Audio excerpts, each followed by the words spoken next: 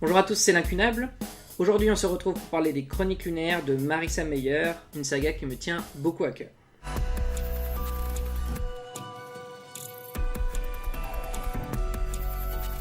J'en ai déjà parlé, mais pour la faire courte, c'est l'histoire d'une héroïne, à moitié cyborg, qui vit dans un monde plus ou moins futuristique, où les cyborgs sont plus ou moins acceptés. Il y a sur la Lune un autre peuple, appelé les Lunaires, et ils ont des pouvoirs, entre autres, de télékinésie. L'héroïne va se retrouver embarquée dans une histoire où l'avenir de la population humaine sera en jeu.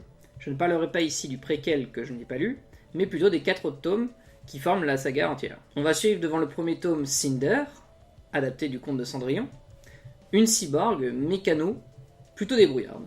C'est l'archétype de la femme forte qui doute d'elle-même et surtout qui doute de sa race puisqu'elle est une cyborg qui est plus ou moins acceptée, c'est-à-dire pas du tout dans son pays, puisqu'ils sont largement racistes et qu'ils les considèrent comme des sous-hommes. Le personnage est très intéressant et on le voit grandir de tome en tome, ce qui fait qu'on s'y attache vraiment du début à la fin. Le second personnage qu'on découvre pendant le deuxième tome, c'est Scarlett, adapté du thème du chapeau rouge, et on découvre très vite pourquoi. C'est un personnage très fort, qui est l'héritière d'une volonté très forte de sa grand-mère, et qui du coup est vraiment dans l'action, la réaction instantanée, et c'est un personnage qu'on se plaît vraiment à suivre et à aimer parce que c'est la femme active. Le troisième personnage adapté des contes, c'est Cress. On la découvre pendant le second puis troisième tome. C'est l'histoire de Réponse, ni plus ni moins, un personnage qui est emprisonné au départ dans un satellite, et c'est l'archétype d'une fille timide, mais follement amoureuse, qui vit sa passion et qui vit ses fantasmes comme elle peut, et c'est sûrement le personnage le plus attachant de la série. Winter, c'est sûrement l'incarnation de la Reine des Neiges. En vrai, je suis pas très sûr parce que je ne l'ai pas vue, et que aucun conte, je crois, correspond vraiment à son personnage. Mais c'est un personnage très intéressant. C'est une petite fille qui a un passé assez traumatisant, et qui a décidé de faire des choix très forts pour les lunaires comme pour les humains.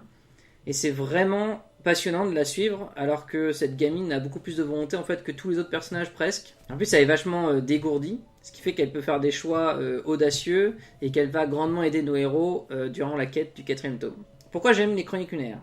C'est simple et efficace. C'est pas de la grande littérature, mais ça a le mérite d'aller droit au but. Chaque tome, on suit une héroïne, et ça nous permet de suivre en pointillé de plus en plus de personnages au fil de l'intrigue. L'histoire est très intense, et bien qu'assez facile, elle nous permet beaucoup de rebondissements. C'est une saga que je conseille autant aux fans de science-fiction que des contes. En effet, on suit par exemple beaucoup de science-fiction avec tout ce qui est robots, cyborgs, les pouvoirs, etc. Mais aussi les contes avec les personnages qui sont revisités comme il faut, le loup par exemple, qui est un très très bon personnage, la reine. Les princes sont sympathiques aussi, notamment le héros de Cress, qui est vraiment, vraiment adorable. Et tout ça nous amène à suivre une histoire vraiment passionnante. Marissa Meyer sort actuellement une autre série sur les contes, et je vous demande de me tenir au courant si vous l'avez lu, parce que c'est effectivement un prochain achat, peut-être à Noël, on verra. Sur ce, je vous remercie, et je vous dis à bientôt.